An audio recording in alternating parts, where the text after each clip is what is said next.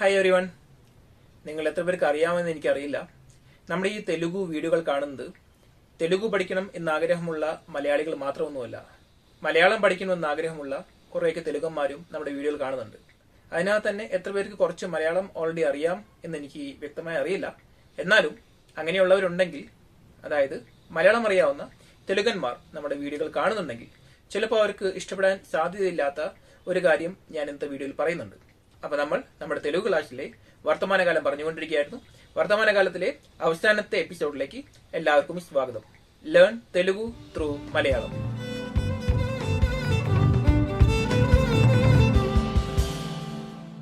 ഇന്ന് നമ്മൾ ഒരു വീഡിയോയിലൂടെയാണ് നമ്മുടെ തെലുഗു ക്ലാസ് മുൻപോട്ട് കൊണ്ടുപോകുന്നത്.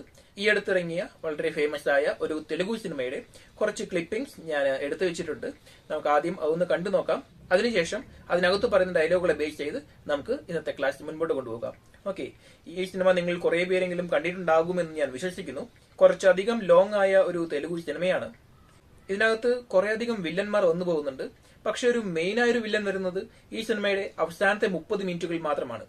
ആ വില്ലൻ ആരാണെന്നും ഞാൻ ഈ പറഞ്ഞു വരുന്ന സീൻ എന്താണെന്നും നിങ്ങൾക്ക് മനസ്സിലാകാൻ വേണ്ടി ആദ്യം ചെറിയൊരു ഇൻട്രഡക്ഷൻ.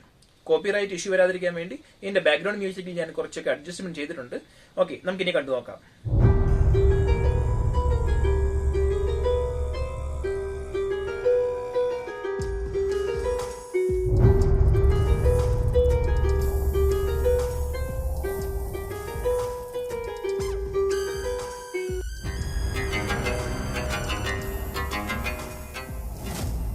ఎస్పీ బన్వర్ సింగ్ షెకావత్. ఈయన గురించి చెప్పేదేం లేదో, చూసేదే. ഓക്കെ, ഒരു ഇൻട്രഡക്ഷനും വേണ്ടാത്ത ഒരു നടനാണ് ഫഹദ് ഫാസിൽ, നമ്മുടെ മലയാളത്തിന്റെ സ്വന്തം ഫഹദ് ഫാസിൽ. അഭിനയിക്കുന്നത് ഒരു തെലുഗു സിനിമയിലാണ്, കാരണം തെലുഗു ഡയലോഗാണ് പറയുന്നത്. സിനിമ ഏതാണെന്ന് നിങ്ങൾ ഭൂരിഭാഗം പേർക്ക് മനസ്സിലായിട്ടുണ്ടാവും. Pushpa the rice. പുഷ്പ എന്ന് പറഞ്ഞ സിനിമ സീരീസിന്റെ 1ാം ഭാഗം. ഇനി ഈ സിനിമ കണ്ടിട്ടില്ലാത്തവർക്ക് വേണ്ടി ഇപ്പൊ നടക്കാൻ പോകുന്ന സംഭവം എന്താണ് ഞാൻ പറയാം. സ്പോയിലർ അലേർട്ട് ഉണ്ടാകും. പക്ഷെ ഞാൻ ഇന്ന് ഫോക്കസ് ചെയ്യാൻ പോകുന്നത് ഈ സിനിമയുടെ കഥയോ അതിന്റെ എക്സ്പ്ലനേഷൻ ഒന്നുമല്ല. ഈ തെലുഗു സിനിമ തെലുങ്കിൽ തന്നെയാണ് ഞാൻ കണ്ടത്. കാരണം എല്ലാ സിനിമകളും അതത് ഭാഷയിൽ കാണാനാണ് എനിക്കിഷ്ടം.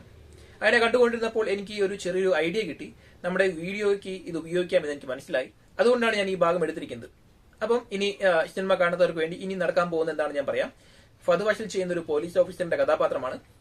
ചന്ദനം മുറിച്ച് വിൽക്കാൻ വേണ്ടി കോടാലിയുമായി വരുന്ന കുറെ കള്ളന്മാരെ നമുക്ക് കാണാം. അവരെ അറസ്റ്റ് ചെയ്ത് കൊണ്ടുപോകാൻ വേണ്ടിയാണ് ഈ പോലീസ് ഓഫീസർ എത്തിയിരിക്കുന്നത്. അവരെ കണ്ട ഉടനെ ആ കള്ളന്മാരിൽ ഒരാളിൽ നിന്ന് ഈ പോലീസ് ഓഫീസർ ഒരു ബീഡി ചോദിക്കുന്നുണ്ട്. അയാൾ കൊടുക്കുന്നു. ഈ പോലീസുകാരൻ ബീഡി എടുത്ത് വലിക്കുന്നു. ഷീലാവതി എന്നാണ് അതിന്റെ പേര് പറയുന്നത്. സംഭവം ശരിക്കും കഞ്ചാവാണെന്ന് തോന്നുന്നു. ഓക്കെ, അത് വലിച്ചുകൊണ്ട് പുള്ളി ഈ കള്ളന്മാരെല്ലാം കൂടി പോലീസ് ജീപ്പിലാക്കി തിരിച്ചു കൊണ്ടുപോവുകയാണ്. ഇതിനകത്ത് ഈ പോലീസ് ഓഫീസറിനെ കാണിക്കുന്നത് ഒരു തെലുങ്കനായിട്ടല്ല. അയാളുടെ പേര് തന്നെ ഒരു സിംഗ് എന്ന് പറയുന്നുണ്ട്. എന്ന് വെച്ച് കഴിഞ്ഞാൽ ഈ ഫഹദ് ഫാസിൽ ഒരു നോർത്ത് ഇന്ത്യക്കാരനായിട്ടാണ് കാണിക്കുന്നത്. UPSC പരീക്ഷ എഴുതി IPS കിട്ടി ആന്ധ്രാപ്രദേശ് കേഡറിൽ ചിലപ്പം ജോലി ചെയ്യാൻ വന്നിരിക്കുന്ന ഒരു പോലീസ് ഓഫീസർ ആയിരിക്കണം. അതുകൊണ്ട് തന്നെ ഈ പോലീസ് ഓഫീസർക്ക് അധികം തെലുഗു അറിയില്ല എന്നുള്ള രീതിയിലാണ് പ്രസന്റ് ചെയ്തിരിക്കുന്നത്. ഇനി നമുക്ക് അതിനകത്ത് പറയുന്ന ഡയലോഗുകളൊക്കെ കേട്ടു നോക്കാം. എന്തൊക്കെയാണ് അതിന്റെ അർത്ഥം എന്ന് നോക്കാം. ഓക്കെ,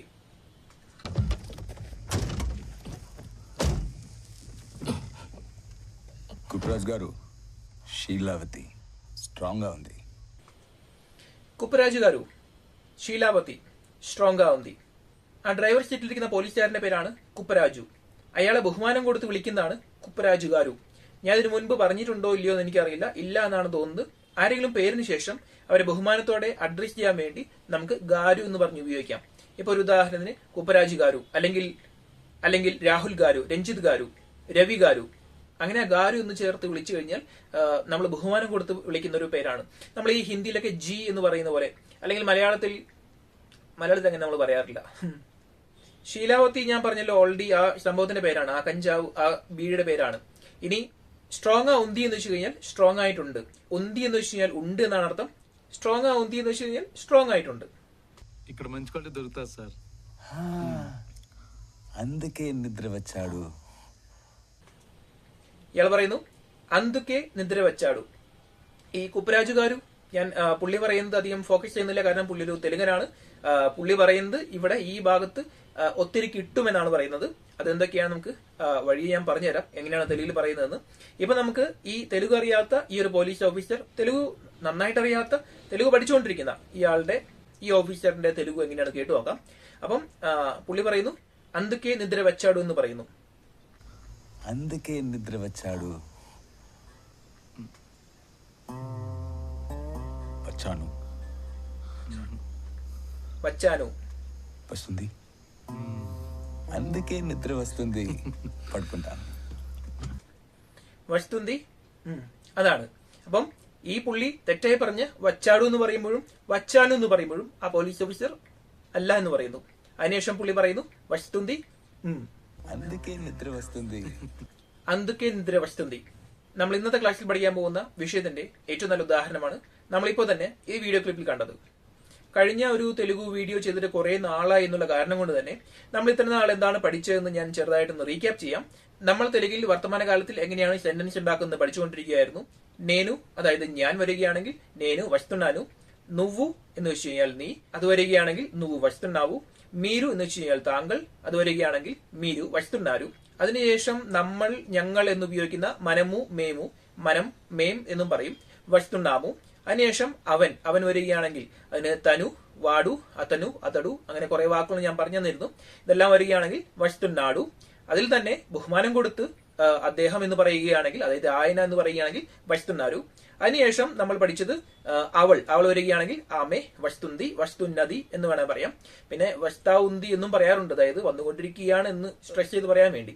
പിന്നെ അതിനുശേഷം ഏറ്റവും അവസാനം പഠിച്ചത് അവർ വരികയാണെങ്കിൽ അവർ എന്ന് പറയാനുള്ള വാക്ക് വാരു, വാള്ളു, പിന്നെ വീരു, വിള്ളു എന്നും പറയുമെന്ന് ഞാൻ പറഞ്ഞു തന്നിരുന്നു. ഓക്കെ, അപ്പൊ നമ്മളിന്ന് പഠിക്കാൻ പോകുന്നത് അത് അല്ലെങ്കിൽ ഇത്, അതായത് ഏതെങ്കിലും വസ്തുക്കൾക്ക്, ജീവനില്ലാത്ത വസ്തുക്കൾക്ക് നമ്മൾ എങ്ങനെയാണ് തെലുങ്കിൽ സെന്റൻസ് ഉണ്ടാക്കുന്നത്, വർത്തമാനകാലത്തിൽ സെന്റൻസ് ഉണ്ടാക്കുന്നത് എന്നാണ് ഞാൻ പറഞ്ഞുതരാൻ പോകുന്നത്. അപ്പൊ ഈ ജീവനില്ലാത്ത വസ്തുക്കൾ എന്ന് പറഞ്ഞു കഴിഞ്ഞാൽ, ഞാൻ മുൻപും കന്നഡ ക്ലാസ്സിൽ ഞാൻ പറഞ്ഞു തന്നിട്ടുണ്ട്, പ്രോപ്പറായിട്ട് ജീവനില്ലാത്ത വസ്തുക്കൾക്ക് മാത്രമല്ല, ജീവനുള്ള മൃഗങ്ങൾക്കും, ജീവനില്ലാത്ത മൃഗങ്ങൾക്കും ഓഫ് കോഴ്സ്, പക്ഷികൾ, പിന്നെ ഇഴജന്തുക്കൾ, സസ്യങ്ങൾ, മത്സ്യങ്ങൾ, അങ്ങനെയുള്ള എല്ലാ ജീവികൾക്കും നമ്മൾ ഈ അത് എന്ന് മലയാളത്തിൽ എന്തിനൊക്കെ നമുക്ക് പറയാൻ പറ്റുമോ അതിനെല്ലാം നമുക്ക് ഈ തെലുങ്കിലും ഈ ഒരു പാറ്റേണിൽ നമുക്ക് ഉപയോഗിക്കാം. തെലുങ്കിൽ മാത്രമല്ല എല്ലാ ഭാഷയിലും അത് അല്ലെങ്കിൽ ഇത്. ഓക്കെ, അപ്പൊ അതിന് എന്താണ് ഈ ഒരു ഫോർമാറ്റ് എന്ന് പറയുന്നതിന് മുൻപ് ഞാൻ ഈ വീഡിയോ തുടങ്ങിയപ്പോൾ ഒരു കാര്യം പറഞ്ഞായിരുന്നല്ലോ. മലയാളം അറിയാവുന്ന തെലുങ്കന്മാർക്ക് ചിലപ്പം ഈ ഒരു വീഡിയോ കണ്ടു കഴിഞ്ഞാൽ ചിലപ്പോൾ അവർക്ക് ഇത് ഇഷ്ടപ്പെട്ടൊന്നും വരില്ല. കാരണം ഞാൻ മുൻപ് പറഞ്ഞിട്ടുണ്ട്, ഓരോ ഭാഷയ്ക്കും അതിൻ്റെതായ ഭംഗിയുണ്ട്, അതിൻ്റെതായ അഭംഗിയുണ്ട്. ഈ അഭംഗി എന്ന് പറയുന്നത് മറ്റുള്ളവർ ആ ഭാഷയെ എങ്ങനെ കാണുന്നു അതിനെ ഡിപ്പെൻഡ് ചെയ്തിരിക്കും. ഇപ്പോ ഒരു ഉദാഹരണത്തിന്, തെലുങ്കിലെ കുറെ വാക്കുകൾ എനിക്ക് ഇഷ്ടപ്പെടാത്ത കുറച്ച് വാക്കുകളായിരിക്കാം, അല്ലെങ്കിൽ എന്റെ ഭാഷയിൽ മോശമായ വാക്കുകളായിരിക്കാം തെലുങ്കിലെ കുറേയൊക്കെ നല്ല വാക്കുകൾ. പക്ഷെ ഒരേ നാണയത്തിന്റെ രണ്ട് വശങ്ങൾ എന്ന പോലെ എന്റെ ഭാഷയിലെ കുറേയധികം നല്ല വാക്കുകൾ തെലുങ്കിൽ ചിലപ്പോൾ മോശം വാക്കുകളായിരിക്കാം. അപ്പം അങ്ങനെ ഒരു ഭാഷകൾ തമ്മിലുള്ള ഈ ഒരു വ്യത്യാസം ഉള്ളത് കൊണ്ട് തന്നെ നമുക്ക് ഒരു ഭാഷയിലെ എല്ലാ വാക്കുകളും ചിലപ്പോൾ ഇഷ്ടപ്പെട്ടോളണമെന്നില്ല. പക്ഷെ എന്തുകൊണ്ട് എനിക്ക് ഇന്നത്തെ ഈ ഒരു സംഭവം, ഞാൻ ഇന്ന് പറയാൻ പോകുന്ന ഈ ഒരു വാക്യഘടന എന്തുകൊണ്ട് എനിക്ക് ഇഷ്ടമാകുന്നില്ല എന്നതിന് വ്യക്തമായ ഒരു കാരണമുണ്ട്. കാരണം തെലുങ്കിൽ വസ്തുക്കൾക്ക്, ജീവനില്ലാത്തവയ്ക്ക് അല്ലെങ്കിൽ ജീവനുള്ള പക്ഷികൾ, മൃഗങ്ങൾ, ഇഴജന്തുക്കൾ, സസ്യങ്ങൾ, മരങ്ങൾ എന്നിവയ്ക്കൊക്കെ ഉപയോഗിക്കുന്ന ഒരു പാറ്റേൺ ഇങ്ങനെയാണ്. മൂലക്രിയയുടെ ഒപ്പം ഉന്നതി അല്ലെങ്കിൽ ഉന്തി എന്നാണ് ഉപയോഗിക്കുന്നത്. ഒരു ഉദാഹരണത്തിന് നിദ്ര എന്ന് പറഞ്ഞു കഴിഞ്ഞാൽ ഉറക്കം എന്നാണ്. നമ്മളിപ്പോൾ തന്നെ കണ്ട ഈ ഒരു സിനിമയുടെ ക്ലിപ്പിനകത്ത് ഫഹദ് ഫാസിലിന്റെ ക്യാരക്ടർ പറയുന്നത് നിദ്ര വസ്തുന്തി എന്നാണ്. എന്ന് വെച്ച് കഴിഞ്ഞാൽ മൂലക്രിയയുടെ ഒപ്പം ഉന്തി അല്ലെങ്കിൽ ഉന്നതി എന്ന് ചേർത്ത് കഴിഞ്ഞാൽ ആ വാക്കായി. രാ എന്ന് വെച്ച് കഴിഞ്ഞാൽ വായു, രണ്ടി എന്ന് വെച്ച് കഴിഞ്ഞാൽ വന്നാലും ബഹുമാനത്തോടെ, പിന്നെ വന്നുകൊണ്ടിരിക്കുന്നു എന്ന് പറയാനുള്ള വാക്കാണ് വസ്തുന്തി. ഞാൻ മുൻപ് പറഞ്ഞിട്ടുണ്ട്, ഈ രാ എന്ന് പറഞ്ഞ വാക്ക് അല്ലെങ്കിൽ വാ എന്ന് പറഞ്ഞ ഈ വാക്കിന്റെ ഒപ്പം മാത്രമേ ആ ഒരു ഫോർമാറ്റ് കറക്റ്റ് ആയിട്ട് ഫിറ്റ് ആവാത്തുള്ളൂ. ബാക്കി എല്ലാ ക്രിയകളുടെ ഒപ്പം ഞാൻ നേരത്തെ പറഞ്ഞ പോലെ അങ്ങ് ആഡ് ചെയ്ത് ചേർത്താൽ മതി. ഓക്കെ, അപ്പം വസ്തുന്തി എന്ന് വെച്ച് കഴിഞ്ഞാൽ വന്നുകൊണ്ടിരിക്കുന്നു. ഇതിന്റെ സാഹിത്യ ഭാഷ എന്ന് പറയുന്നത് വസ്തുന്നതി എന്നാണ്. വസ്തുന്നതി, വസ്തുന്തി. ഇനി കുറച്ച് ക്രിയകൾ കുറച്ച് വേഗത്തിൽ ഞങ്ങൾ പറഞ്ഞേക്കാം. പോ എന്ന് വെച്ച് കഴിഞ്ഞാൽ പോകൂ, പോ തുന്തി എന്ന് വെച്ച് കഴിഞ്ഞാൽ പോയിക്കൊണ്ടിരിക്കുന്നു. വെല്ലു എന്ന് വെച്ച് കഴിഞ്ഞാൽ വീണ്ടും അതേർത്ഥം തന്നെയാണ്. വെൽതുന്തി എന്ന് വെച്ച് കഴിഞ്ഞാൽ പോയിക്കൊണ്ടിരിക്കുന്നു. വെള്ളിപ്പോ എന്ന് വെച്ച് കഴിഞ്ഞാലും പോകുന്ന തന്നെയാണ് അർത്ഥം. അതുകൊണ്ട് വെള്ളിപ്പോത്തുന്തി എന്ന് പറഞ്ഞാലും പോയിക്കൊണ്ടിരിക്കുന്നു. ചെയ് എന്ന് വെച്ച് കഴിഞ്ഞാൽ ചെയ്യൂ. ചേസ്തുന്തി എന്ന് വെച്ച് കഴിഞ്ഞാൽ ചെയ്തുകൊണ്ടിരിക്കുന്നു. ചെപ്പു എന്ന് വെച്ച് കഴിഞ്ഞാൽ സംസാരിക്കൂ, പറയൂ. കാരണം സംസാരിക്കൂ എന്ന് പറഞ്ഞ് വേറെ വാക്കുകൊണ്ട് മാറ്റിലാടൂ. ചെപ്പു എന്ന് വെച്ച് കഴിഞ്ഞാൽ പറയൂ, പറഞ്ഞുകൊണ്ടിരിക്കുന്നു പറയാനായിട്ട് ചെപ്തുന്തി. ഓക്കെ, അപ്പം എന്താണ് ഈ പോയിക്കൊണ്ടിരിക്കുന്നു, വന്നുകൊണ്ടിരിക്കുന്നു, സംസാരിച്ചു കൊണ്ടിരിക്കുന്നു, പറഞ്ഞുകൊണ്ടിരിക്കുന്നു, കേട്ടുകൊണ്ടിരിക്കുന്നു എന്നൊക്കെ ഞാൻ പറഞ്ഞത്? എന്തെങ്കിലും വസ്തുക്കളോ അല്ലെങ്കിൽ മൃഗങ്ങളോ അല്ലെങ്കിൽ ജീവനില്ലാത്തവയോ ജീവനുള്ളവയോ, പക്ഷികൾ, മൃഗങ്ങൾ, മരങ്ങൾ, ഇഴജന്തുക്കൾ, മത്സ്യങ്ങൾ, അങ്ങനെയുള്ളവയ്ക്കൊക്കെ ഉപയോഗിക്കുന്നതാണ് ഈ ഒരു സംഭവം. അപ്പൊ അതുകൊണ്ട് തന്നെയാണ് ഇവിടെ ഈ നിദ്ര എന്ന് പറഞ്ഞ സംഭവം. നിദ്ര എന്ന് പറയുന്നത് അതൊരു തിങ് ആണ്. അതൊരു ശരിക്കും ഒരു വസ്തു എന്ന് നമുക്ക് പറയാൻ പറ്റില്ലെങ്കിലും അതൊരു മനുഷ്യനല്ല, അല്ലെങ്കിൽ അതൊരു ജീവനുള്ള ഒരു സംഭവമല്ല. അപ്പം അതൊരു ദാറ്റ് നമ്മൾ ഇംഗ്ലീഷിൽ നമുക്ക് അതിനെ പറയാം. ഈ സ്ലീപ്പ് എന്നതിനെ ദാറ്റ് എന്ന് പറഞ്ഞ് ഉപയോഗിക്കാമല്ലോ. അപ്പം നിദ്ര വസ്തുതി എന്ന് വെച്ചാൽ ഉറക്കം വരുന്നുണ്ട്. അതാണ് ഈ പോലീസ് ഓഫീസർ ഇവിടെ പറഞ്ഞത്. ആദ്യം തെറ്റി പറഞ്ഞു, വച്ചാനു. അപ്പൊ ഈ തെലുഗു മാതൃഭാഷയായിട്ടുള്ള ഈ പോലീസ് ഓഫീസർ അദ്ദേഹത്തെ തിരുത്തുന്നുണ്ട്. വസ്തുന്തി എന്നാണ് പറയേണ്ടത്. അപ്പൊ ഇവിടെ എന്തുകൊണ്ടാണ് എനിക്ക് ഈ ഒരു വാക്യഘടനയായിട്ട് പൊരുത്തപ്പെടാൻ പറ്റാത്തത് എന്ന് ഞാൻ പറയാം. വസ്തുന്തി, വെൽത്തുന്തി, പോത്തുന്തി, ചെത്തുന്തി, ചേസ്തുന്തി, നിങ്ങൾ ഇതിനു മുൻപ് എവിടെയെങ്കിലും കേട്ടിട്ടുണ്ടോ? ഉണ്ടായിരിക്കണം. നിങ്ങൾ എന്റെ കഴിഞ്ഞ കുറച്ച് വീഡിയോകൾ കണ്ടിട്ടുണ്ടെങ്കിൽ നിങ്ങൾ ഈ വാക്ക് ഉറപ്പായിട്ടും കേട്ടിട്ടുണ്ട്. ഞാൻ വന്നുകൊണ്ടിരിക്കുകയാണ് എന്നെങ്ങനെയാണ് തെലുങ്കിൽ പറയുന്നത്? നേനു വസ്തുന്നാനു. നീ വന്നുകൊണ്ടിരിക്കുകയാണെന്ന് എങ്ങനെയാണ് പറയുന്നത്? നുവു വസ്തുന്നാവു. അവൻ വന്നുകൊണ്ടിരിക്കുകയാണ് എന്നെങ്ങനെയാണ് പറയുന്നത്? തനു വസ്തുന്നാടു. അവൾ വന്നുകൊണ്ടിരിക്കുകയാണെന്ന് എങ്ങനെയാണ് പറയുന്നത്? തനു വസ്തുനാമു എന്നല്ലല്ലോ. അല്ല, വസ്തുനാമു എന്ന് വെച്ച് കഴിഞ്ഞാൽ നമ്മൾ അല്ലെങ്കിൽ ഞങ്ങൾ വന്നുകൊണ്ടിരിക്കുന്നു എന്നാണ്. വസ്തുനാരു എന്നല്ലോ. കാരണം വസ്തുനാരു എന്നാണെങ്കിൽ അദ്ദേഹം അല്ലെങ്കിൽ അവർ വന്നുകൊണ്ടിരിക്കുകയാണെന്നാണ്, അല്ലെങ്കിൽ താങ്കൾ വന്നുകൊണ്ടിരിക്കുകയാണെന്നാണ്. അവൾ വന്നുകൊണ്ടിരിക്കുകയാണെന്നതിന്റെ ഫോർമാറ്റാണ് വസ്തുന്തി. അതേ ഫോർമാറ്റ് തന്നെയാണ് ഇവിടെ അത് അല്ലെങ്കിൽ ഇത് അല്ലെങ്കിൽ ജീവനില്ലാത്ത സംഭവങ്ങൾ, വസ്തുക്കൾ, മൃഗങ്ങൾ, പക്ഷികൾ എന്നിവയ്ക്കൊക്കെ ഉപയോഗിക്കുന്നത്. എവിടെയാണ് ഞാൻ പറഞ്ഞ എനിക്കിഷ്ടമില്ലാത്ത ഒരു വാക്യഘടന? അത് അല്ലെങ്കിൽ ഇത് അല്ലെങ്കിൽ മൃഗങ്ങൾ അല്ലെങ്കിൽ പക്ഷികൾ അല്ലെങ്കിൽ വസ്തുക്കൾ, സാധനങ്ങൾ, ഇവയ്ക്കൊക്കെ എന്താണോ ഫോർമാറ്റ് അതേ ഫോർമാറ്റ് തന്നെയാണ് ഒരു മനുഷ്യനായ ഒരു സ്ത്രീക്ക് അല്ലെങ്കിൽ ഒരു പെൺകുട്ടിക്ക് ആട്രിബ്യൂട്ട് ചെയ്ത് ഈ ഭാഷ കൊടുത്തിരിക്കുന്നത്. എന്ന് വെച്ച് കഴിഞ്ഞാൽ ഒരു പട്ടി വരുന്നുണ്ട് എന്ന് പറയുന്നത് എങ്ങനെയാണ്? പട്ടി എന്ന് പറഞ്ഞ വാക്കിന്റെ തെലുഗു വാക്കിനെയാണ് കുക്ക. കുക്ക വസ്തുന്തി എന്ന് വെച്ച് കഴിഞ്ഞാൽ ഒരു പട്ടി വരുന്നുണ്ട്. ഇനി അവൾ വരുന്നുണ്ട് എന്ന് തെലുങ്കിൽ പറയുന്നത് എങ്ങനെയാണ്? ആമെ വസ്തുന്തി. ഇത് നിങ്ങളോട് പറയുന്ന നേരത്ത് ഐ ഡോണ്ട് നോ, എനിക്ക് ഈ ക്യാമറ ഫേസ് ചെയ്ത് പറയാൻ പറ്റുന്നില്ല. കാരണം ഞാൻ ഐ എം ബ്ലഷിങ് ലൈക്ക് പ്രോപ്പറായി തെലുഗു അറിയാവുന്ന, നമ്മൾ ഈ തെലുഗന്മാരെന്ന് വിളിക്കുന്ന, തെലുഗു മാതൃഭാഷയിൽ സംസാരിക്കുന്ന ഈ തെലുഗന്മാർക്ക്, അതായത് കുറച്ച് എഡ്യൂക്കേറ്റഡ് ആയ ആളുകൾക്ക്, ഭാഷയെ പറ്റി വിശകലനം ചെയ്യുന്ന, ഓപ്പൺ മൈൻഡായി ചിന്തിക്കുന്ന, ബ്രോഡ് മൈൻഡായി ചിന്തിക്കുന്ന തെലുഗു പീപ്പിൾ, എനിക്കറിയില്ല അവർ ഇതിനെപ്പറ്റി ഇങ്ങനെ ചിന്തിച്ചിട്ടുണ്ടോ? എന്തുകൊണ്ട് നമ്മൾ നമ്മുടെ ഭാഷയിൽ ഒരു സ്ത്രീക്ക് എന്താണോ പറയുന്നത് അത് തന്നെയാണ് മൃഗങ്ങൾക്കും പക്ഷികൾക്കും വസ്തുക്കൾക്കും പറയുന്നത് എന്നവർ ചിന്തിച്ചിട്ടുണ്ടോ എന്ന് എനിക്കറിയില്ല. പക്ഷേ still I am not happy with it. Okay, പക്ഷെ അതങ്ങനെയാണ്. അതുകൊണ്ട് നമ്മളത് പഠിക്കണം, തെലുഗു പഠിക്കണം, സംസാരിക്കണം എന്ന് ആഗ്രഹമുണ്ടെങ്കിൽ. അപ്പൊ ഇതുകൊണ്ടാണ് ഞാൻ 2-3 ക്ലാസ്സുകൾക്ക് മുൻപ് പറഞ്ഞത് നിങ്ങളോട്, ഈ ആമേ, അതായത് ഈ അവൾ എന്ന് പറഞ്ഞ ഒരു സബ്ജക്ട് വരികയാണെങ്കിൽ അതിൻ്റെ ഒരു സ്പെഷ്യൽ വാക്യമാണ് ഞാൻ പിന്നീട് പറഞ്ഞു തരാമെന്ന്.